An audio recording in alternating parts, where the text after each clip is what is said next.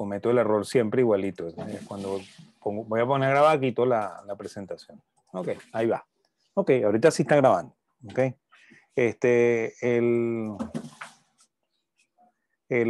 Habíamos comentado que cuando ocurre el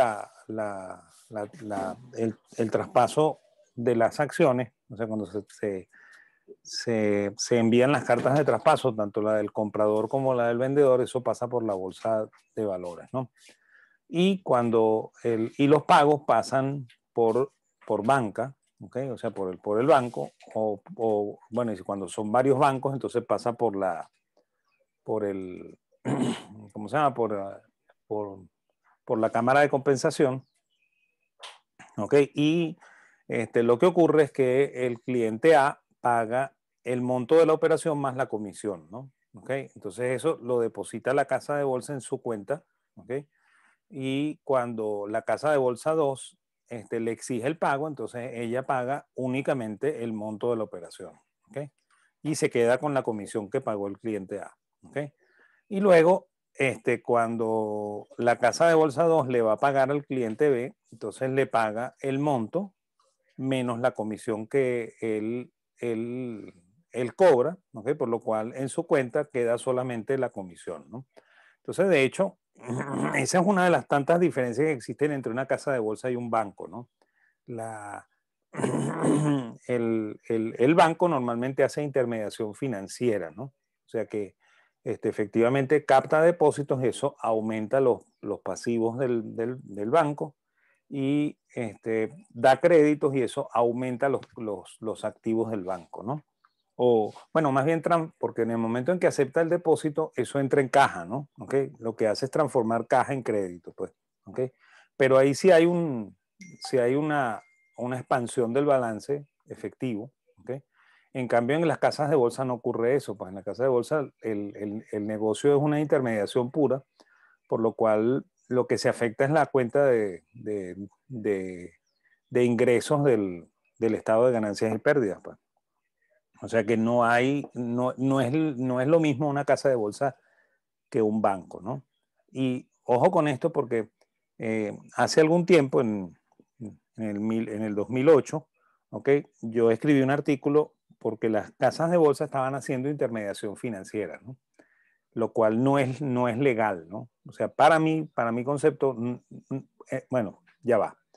Sí es legal porque ocurrió un incidente curioso en la Comisión de Valores que después se transformó en Superintendencia Nacional de Valores, porque ellos lanzaron una norma que se llamaba la norma de mutuos, ¿ok? Entonces, bueno, yo me volví muy crítico de esa norma porque esa norma convertía las casas de bolsa en bancos, ¿ok? Entonces, yo critiqué seriamente el sistema de mutuos, ¿ok? Eso salió publicado en una revista que salía en aquel entonces que se llamaba Beneconomía. Y bueno, eso causó ciertas ronchas, ¿no? Sobre todo la persona que parece que vendía los sistemas para organizar los mutuos en las casas de bolsa, se molestó, me llamó y habló conmigo y me quería convencer para que yo me retractara de lo dicho en el artículo, ¿no? Entonces, bueno, yo tuve un altercado un poquito fuerte con el caballero ese y me negué a hacer la retractación del artículo, ¿no? Y bueno, y unos meses después ocurrió la crisis en las casas de bolsa quebraron precisamente porque una casa de bolsa no puede tener depósitos y créditos, pues, ¿okay? Y no es su negocio, pues, o sea, eso es contra natura, ¿no? Y claro, aquí ocurre, yo siempre digo que aquí ocurre un problema de envidia, ¿no? O sea, los banqueros añoran tener un negocio como el negocio de las casas de bolsa, en el cual cobran comisiones, ¿no? Y por eso es que los banqueros hoy en día tratan de vivir de las comisiones. ¿Ok? Pero eso es contra natura, pues eso no es la actividad natural del banco, ¿no? Y las casas de bolsa no pueden vivir, o sea, añoran tener un negocio como el de los bancos, porque ese negocio es muy jugoso, pues el negocio de tener créditos y depósitos Es muy jugoso y eso lo vamos a ver dentro de un ratico cuando veamos las láminas que yo actualicé. Pero eso también es contra natura, pues.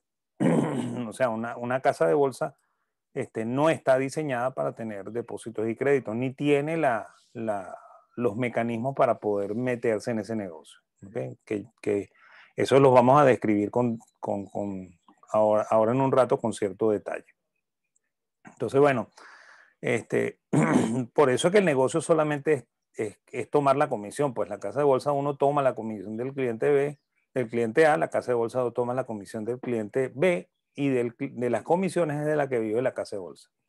La casa de bolsa no vive del negocio de intermediación financiera indirecta, sino de un negocio de intermediación financiera directa, ¿no? Y recordándolo, la directa lo que significa es que o el inversionista le da dinero directo a la empresa, ¿okay? O el comprador le da dinero directamente al vendedor. ¿Okay? Obviamente aquí actúa la casa de bolsa del uno y del otro, pero solamente se toman la comisión por la transferencia del dinero de un lado al otro, ¿no? O sea que no hay creación de activos y pasivos, ¿no? ¿Okay? O sea que y esa es una de las diferencias de las casas de bolsa, ¿no? Ahora, yo quedé en que les iba a explicar cómo era lo de las cotizaciones, ¿no? O sea, y así es como funcionan todos los mercados. Además, de hecho, hay un artículo muy importante que escribió von Baberg, ¿okay? Eugene von Baberg, ¿okay? Yo lo voy a poner aquí en el chat para que vean, porque es más, es difícil de pronunciar, es difícil este, pronunciarlo bien, ¿no? Él se llama Eugene, ¿okay? Que es Eugenio en, en alemán, ¿ok? Y como era noble, tiene el von, ¿ok? Y los dos apellidos de él son Bem, así, ¿ok? Y Baberg.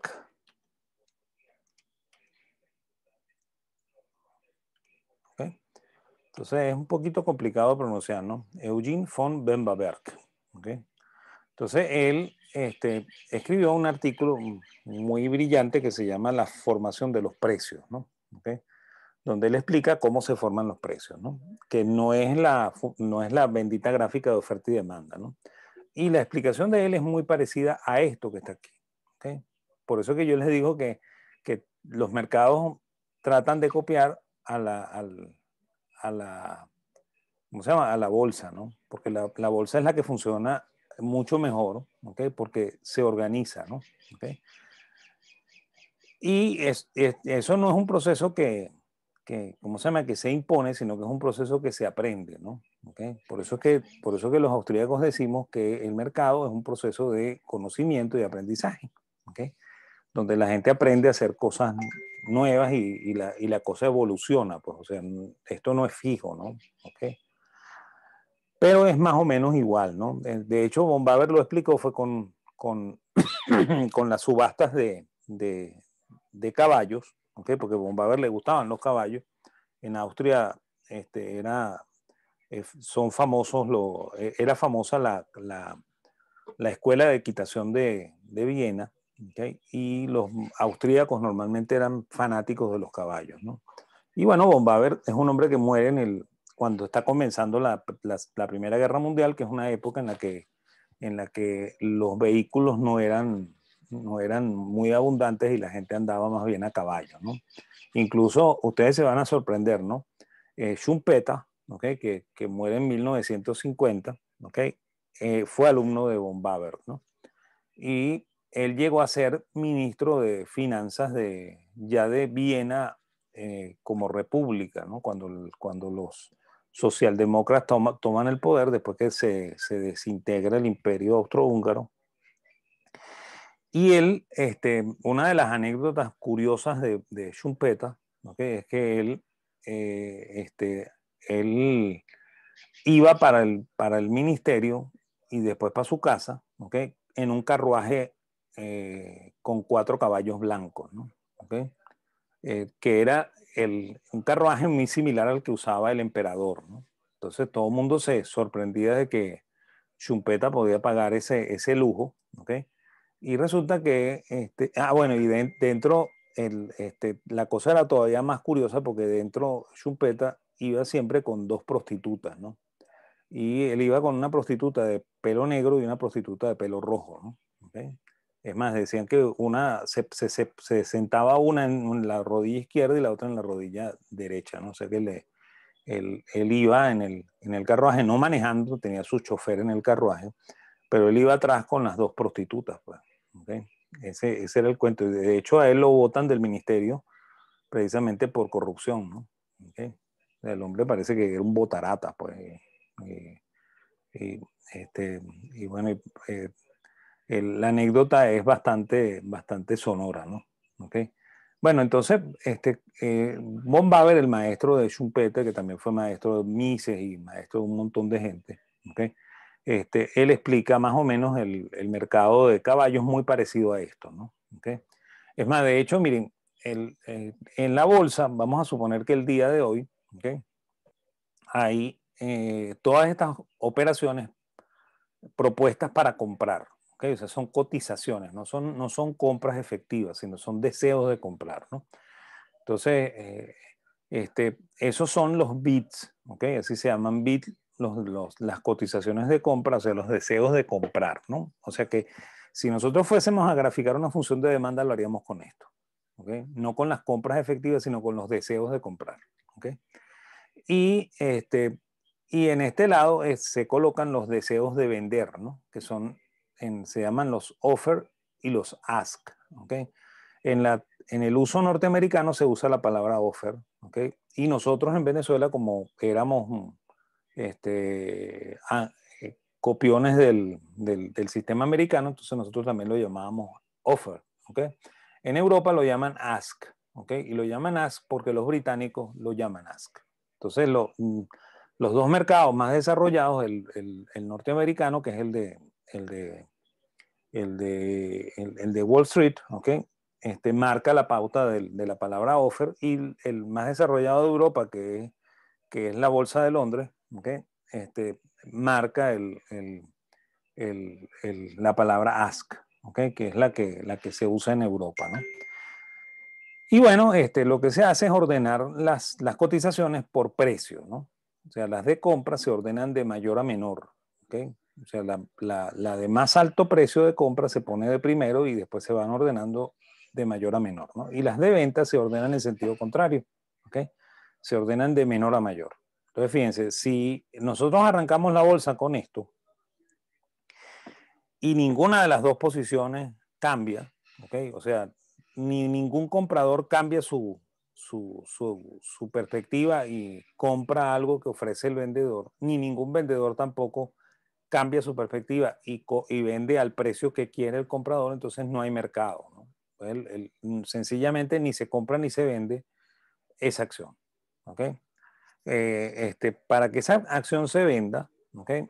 Tiene que venir alguien de fuera y preguntarle al corredor cómo están, y entonces él dice, bueno, están comprando, están comprando a 5 y vendiendo a 5.50, ¿no? Entonces el tipo, vamos a suponer que es un desesperado, y entonces le dice, ¿cuánto están comprando a 5.50? Bueno, están comprando 1.000. Ah, bueno, eso es lo que yo quiero, cómpramelas. Entonces ahí se hizo la operación. ¿Ok? Vamos a suponer que viene otro personaje en el mercado, estamos en esta misma situación y lo anterior no ocurrió, y entonces él le pregunta a su casa de bolsa, mire, ¿cómo están en esta acción? Entonces dice, bueno, están de 5 a 5.50. ¿Okay? Esa es otra forma de decirlo, ¿no? Siempre en el mundo que sigue las pautas del mercado americano se dice primero el bid y después el offer, ¿no? En Europa se dice primero el offer y después el bid. ¿Okay? Entonces vamos a suponer que estamos en un mercado como el americano, que sería como Venezuela, y entonces le preguntan al corredor, ¿cómo está el mercado? Y entonces el tipo le dice, bueno, de 5 a 5.50. ¿Okay? Y entonces él le dice, ¿y cuánto están vendiendo en 5? Perdón, ¿cuánto están comprando en 5? ¿Okay? Entonces dice, están comprando 10.000. Dice, bueno, yo quiero vender 2.000. ¿Okay? Véndele 2.000 a él a 5. Y entonces el precio se marca en 5. ¿Okay? Y ahí vuelven a quedar igualito, ¿no? Pero esta vez hay 8.000 acciones para venderse en 5.000 y siguen todavía las mismas 1.000 comprando en 5.500. ¿Okay? Y el mercado queda ahí tranquilo esperando que alguien más se mueva, ¿no? ¿Okay? Bueno, también puede pasar, ¿ok? Y aquí borramos el 1 y el 2, ¿ok? Que el señor de acá está desesperado, ¿ok? Y llama a su corredor. Mira, vale, que no se ha hecho nada. ¿Cómo están comprando? Dice, bueno, ahí el que mejor está comprando es un tipo que está comprando 10.000 acciones a 5. Entonces el tipo le dice, bueno, 5, 5, 50 es lo mismo. Dale, pum, véndele las 1.000 mías en 5, ¿ok?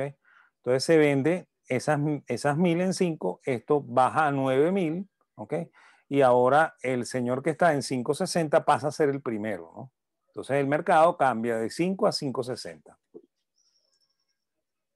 ¿Ok? Vamos a pensar que el señor que está desesperado es el señor que está comprando a 5. ¿Ok? Y ese es el cuarto caso, ¿no? Y borramos el 1, el 2 y el 3. Entonces el señor del que está comprando 10.000 llama al corredor y le dice, mira, vale, ¿y cómo está el mercado? Bueno, no, seguimos igual, tú eres el primer comprador a 5, ¿ok?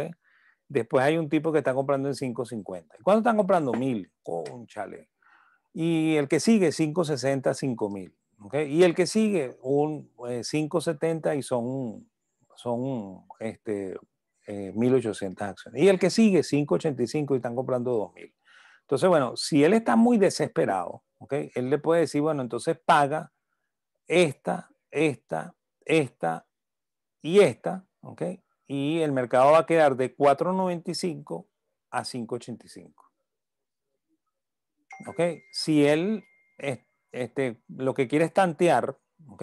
A ver si termina de comprar sus 10.000, entonces, bueno, le compra estas 1.000 a 5, ¿ok? Deja el mercado de 5 a 5.60 y él se queda con 9.000 a 5 y el siguiente offer es 5.60, 5.000 acciones. ¿Ok? Entonces así es como funciona, pues. ¿Ok? O sea, no es como dice el gráfico de Marshall, el encuentro de la oferta y la demanda y que el precio de equilibrio permanece fijo, ¿no? Aquí hay, si uno cree que esto es equilibrio, hay múltiples precios de equilibrio, pues. ¿Ok? Porque el mercado cambia cada rato, pues. ¿Ok? Y lo que cambia es la información, pues. ¿Ok? Y las expectativas, ¿no? Porque si este hombre se desespera, son las expectativas las que cambiaron, ¿no? Y si igual si si estos se desesperan, son las expectativas las que cambian, pues. ¿Ok? Entonces así es como funciona esto, pues. ¿Ok? Casi todos los mercados funcionan así, ¿ok? O sea, yo comenté que si yo me voy a Quinta Crespo funciona igual. Bueno, vamos a suponer que yo llego al señor que vende verduras en Quinta Crespo, ¿no? Entonces le digo, mire, ¿cómo tienes el tomate? Entonces el tipo me dice, no, está a 2 millones de bolívares el kilo, ¿ok? Y entonces, no, vale, está muy caro, chamo. Véndemelo en 1.800.000. Y entonces puede ser que haya un regateo, ¿ok? Y al final el tipo me dice, bueno, está bien, 1.900.000, pues, ¿ok? Y yo no compré al precio que él quería vender, sino que pacté con él para que cambiáramos el precio. ¿Ok? O sea que funciona muy parecido, pues, ¿ok? Claro, el mercado de Quinta Crespo no es un mercado bursátil, ¿ok? No es tan anónimo como es el mercado bursátil, ¿ok? Es un poquito más en vivo porque soy yo haciendo la postura y el otro haciendo también la suya, ¿no? ¿Okay? En su tiempo la bolsa era también un poquito más viva, ¿no? O sea, había martillero, ¿ok? Y el negocio parecía una puja de una subasta, ¿ok? Por eso que les digo que lo que describe Von Baber se parece mucho a la bolsa, ¿no? Porque es la puja de una subasta, pues, ¿ok? Y la puja de la subasta depende de los participantes, ¿no? Si hay muchos compradores, si hay muchos vendedores, si hay pocos compradores, si hay pocos vendedores, ¿no? Y Von Baber hace esa acotación, pues, o sea, ¿qué pasa si hay un solo comprador? ¿Qué pasa si hay un solo vendedor? ¿Qué pasa si hay muchos compradores y un solo vendedor? ¿Qué pasa si hay muchos vendedores y un solo, pero muchos vendedores y un solo comprador? ¿Y qué pasa cuando hay muchos de todos, ¿no? ¿Okay? Esa es la explicación que hace Von Baber, que es genial, ¿ok? Es más, cuando estaban en el cuento ese de que si el cambio tenía que unificarse primero y después liberarse, ¿ok? Yo escribí un artículo que publicaron en Finanzas Digitales, en la cual le dije a los colegas que los mercados no se igualan y después se liberan, sino que la única manera en la que el mercado se puede igualar es liberándolo. ¿Okay? O sea porque ellos no entienden cómo se forman los precios, porque están pendientes de la bendita gráfica de Marshall de oferta y demanda, la gráfica de la tijera, y creen que el mercado es así. ¿Okay? El mercado no es así, el mercado es asá. ¿Okay? Así es como se comporta el mercado de verdad. ¿Okay?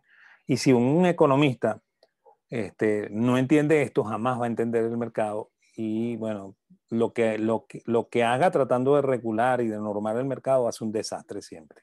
¿Okay? Que es lo que normalmente pasa, pues. ¿Okay? Entonces, bueno, esa era la gráfica que me faltaba aquí. ¿Okay? Y, bueno, y yo dije que iba a actualizar los gráficos, ¿no? Este es el spread, esto queda igual hasta 2011, bueno, 2012, ¿ok? Este es liquidez y base en Venezuela, ¿ok? Fíjense que como la base crece, ¿ok? Perdón, esto es en USA, ¿ok? Fíjense cómo la base es relativamente estable y después cómo crece, ¿ok? A partir de 2008, ¿ok? Después vamos a ver los gráficos que actualizan, ¿no? Esto es Venezuela, miren que en Venezuela hay mucho menos crédito, ¿ok? Que base, ¿no? ¿Ok? Lo cual contradice un poco lo que piensa el gobierno, ¿no? El gobierno reguló el encaje para evitar que haya crédito, ¿no? Y fíjense que el crédito parece que no es tan inflacionario como es la base, ¿no? ¿Okay? Porque de hecho lo que ocurre en Venezuela es que la base es la que crece. ¿Okay? Pareciera que el crédito es menos inflacionario que la base. ¿Okay? Ojo que eso depende de a qué se dirige el crédito, ¿no? ¿Okay? Si el crédito se dirige a la formación de nuevas empresas, probablemente sí es inflacionario. ¿Okay? Miren, este es el intento de actualización, esto es la liquidez y la base del 2016 al 2020 en Estados Unidos. De nuevo, fíjense el tamañote del crédito. ¿Okay? O sea, este es el crédito. ¿No? O sea, aquí debería decir crédito, no liquidez monetaria. ¿Okay? Y esto es Venezuela, ¿no? Miren cómo es el crédito y miren cómo es la liquidez. ¿Okay?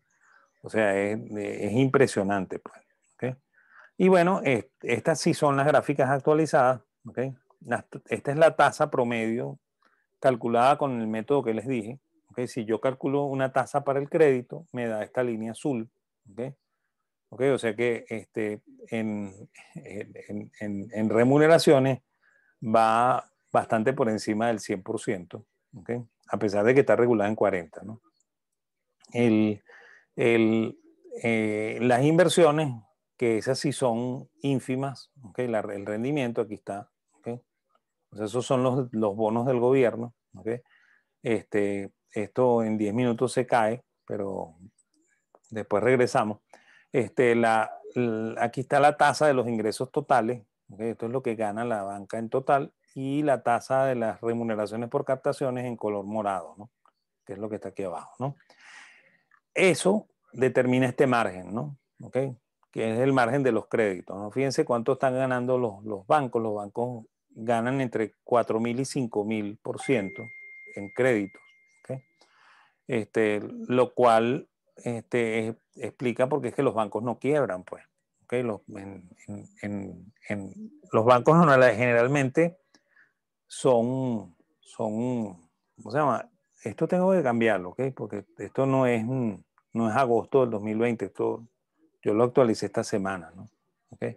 Entonces, el 4.000 entre 4.000 y 4.500 es lo que al banco le entra por remuneración de los créditos, ¿ok? Si lo vemos como intermediación pura, ¿ok? O sea, el crédito entre el depósito, eso ronda el 400%. ¿Okay? Y fíjense cómo venía en caída, ¿no? ¿Okay? Esto es lo de la regulación del encaje. ¿Okay? Cuando ellos facilitan un poquito el encaje, miren cómo se dispara, ¿no? ¿Okay? Y obviamente si ellos quitan la regulación de encaje, esto vuelve a recuperarse. ¿Okay? porque las situaciones no son estables, pues, o sea, los bancos no están para quebrar, pues, ¿okay? Aquí lo ven, ¿okay? Y este es el ROA, o sea, esto es lo que gana el banco sobre activos, ¿no? En Venezuela siempre el ROA ha sido muy alto, ¿okay? O sea, no es, eso le extraña mucho a los extranjeros, porque los ROAs no son nunca mayores al 2%, ¿no? Okay, en Venezuela siempre han sido mayores al 2%. ¿Okay? Y fíjense que el pico está por aquí en el 2018, ¿okay? Que casi llega a 6,5 y se cae, ¿okay? Para después recuperarse en diciembre del 2020 y está en 2,5, o sea, otra vez por encima de 2, ¿no? Y el ROE normalmente es más alto porque el patrimonio es más pequeño, ¿okay?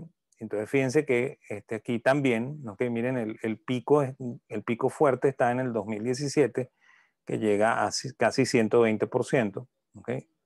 Eso es increíble en los mercados internacionales, ¿no? Y bueno, se cae, ¿okay? Otra vez por efecto de las regulaciones de encaje y después se recupera, ¿no? ¿Okay? O sea que cuando alguien les diga, no, que los bancos están al borde de la quiebra, ustedes dúdenlo, ¿no? ¿Okay? Los bancos tienen situaciones muy específicas para quebrar, ¿okay? Y no son estas, ¿no? ¿Okay? O sea, para que el banco quiebre tiene que pasar lo que dijimos en la teoría del ciclo austríaco, ¿okay? Que después la vamos a repetir también para que la capten bien y la vamos a comparar con todas las teorías del ciclo, ¿okay? Las crisis bancarias ocurren siempre en los picos de crecimiento del PIB, ¿okay? No ocurren en las recesiones, pues, ¿okay? O sea que yo no debería esperar una crisis bancaria en Venezuela en este momento, ¿okay?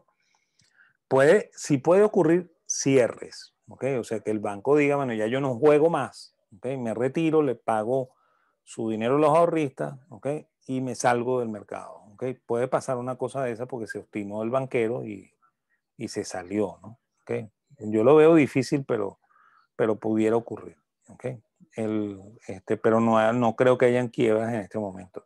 Por eso que quien anticipa quiebras es como Malthus, cuando hace la predicción esa de que la población no crece al mismo ritmo que crecen los alimentos, ¿no? Y que él la hizo por ahí en el siglo XVIII, ¿okay? Y hasta hoy no se ha cumplido nada de lo que dice Malthus, ¿no? O sea que esa predicción es falsa, pues. ¿Okay?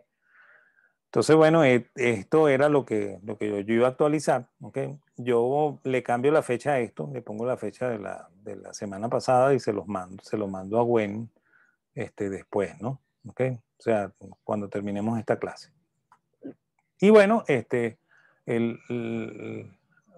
todavía nos quedan 5 minutos. Vamos a meternos con la otra lámina, ¿no? Hay que buscar aquí. Okay. Yo quería, además, hablar del funcionamiento del Banco Central, ¿no? Eso es lo que quería yo. Okay. Ya va, ¿por qué no me...? Ah, claro, tengo que hacer esto. Okay. O sea, yo quería hablar del funcionamiento del Banco Central, okay, para que entendiéramos un poco cómo es lo de la política monetaria con lujo de detalles, ¿no? Entonces, aquí, y ahorita sí creo que sí debe estar. Sí, ok, chévere. Ok, miren, esto también tiene bastantes gráficas, ok. Espero que no tenga que actualizar ninguna, pero creo que no, ok. Primero, aclarar un poco los conceptos monetarios, ok. La base monetaria es las monedas y billetes más los depósitos del sistema financiero en el Banco Central. Ese es el concepto venezolano, ¿no? Aquí están las claves para entender eso, ¿no? El circulante o dinero, ¿okay? Que es el que efectivamente tiene poder de compra, ¿okay? Es las monedas y billetes, los depósitos a la vista y los depósitos de ahorro con tarjeta de débito, ¿no? ¿Okay? Y la liquidez monetaria es el M1, que es el dinero de verdad, más el cuasi dinero, ¿no? ¿Okay? Y por eso es que el M2 no es el dinero que normalmente se usa para hacer transacciones, ¿okay? Porque el cuasi dinero corresponde a los depósitos de ahorro sin tarjeta de débito y los depósitos a plazo. O sea que el cuasi dinero es aquellos depósitos en los cuales yo tengo que ir al banco a hacer una operación financiera previa a la conversión de eso en dinero. ¿Okay? O sea que para poder comprar con mi cuenta de ahorros, que no tiene tarjeta de débito, yo tengo que ir al banco a hacer la colita, ¿okay? Y pedirle al banquero que me transfiera o sea, que me retire de la cuenta de ahorros, que me lo dé en efectivo, en cuyo caso tengo monedas y billetes, ¿okay? O que me lo transfiera a la cuenta de depósitos a la vista, ¿okay? Donde yo puedo pagar con la tarjeta de débito. Pues. Entonces ahí se convierte en M1. Entonces con lo que de verdad ustedes compran es con M1, no es con M2. ¿Okay? Y hay un tercer concepto que se llama liquidez ampliada, que en los Estados Unidos abarca todos los títulos valores, ¿okay? Y en Venezuela abarcaba solamente las cédulas hipotecarias, ¿no? Entonces vamos a explicar un poquito qué es eso de cédula hipotecaria, porque yo me imagino que ustedes no lo saben, ¿okay? Porque eso es una cosa de cuando yo era joven. ¿Okay? O sea, cuando había crédito hipotecario en Venezuela, en serio, ¿okay? Cuando probablemente los papás de ustedes compraron un apartamento, entonces el crédito se hacía como intermediación, ¿okay? En el mercado hipotecario. ¿Okay? O sea que había gente que depositaba a largo plazo, eso eran las cédulas hipotecarias eran instrumentos de captación que tenían una fecha de vencimiento de 5 años, ¿no? O sea que si nosotros compramos hoy una cédula hipotecaria, esa debería vencerse en el año 2026, ¿ok?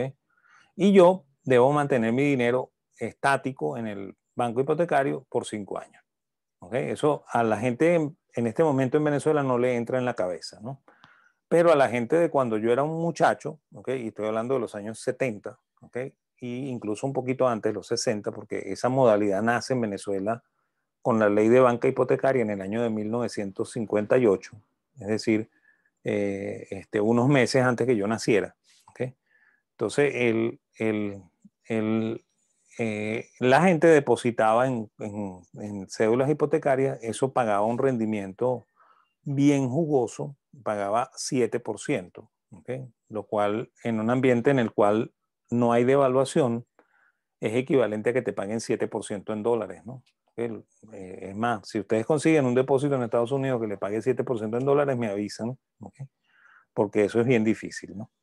Entonces, bueno, la gente depositaba allí, ¿okay? Y como eso estaba siempre asociado a una cuenta de ahorros, ¿okay? Porque la cédula funciona como un bono, ¿okay? O sea, no capitaliza el interés. ¿Okay? Entonces el interés caía en la cuenta de ahorros donde sí se capitalizaba. Entonces, ponderado entre cédula hipotecaria y cuenta de ahorro, la persona ganaba entre 7,5% y a veces 8,5%, ¿okay? Lo cual era un rendimiento extraordinario, ¿no? Entonces, por eso la gente depositaba 5 años en cédulas hipotecarias. Y eso permitía que el banco obtuviera recursos para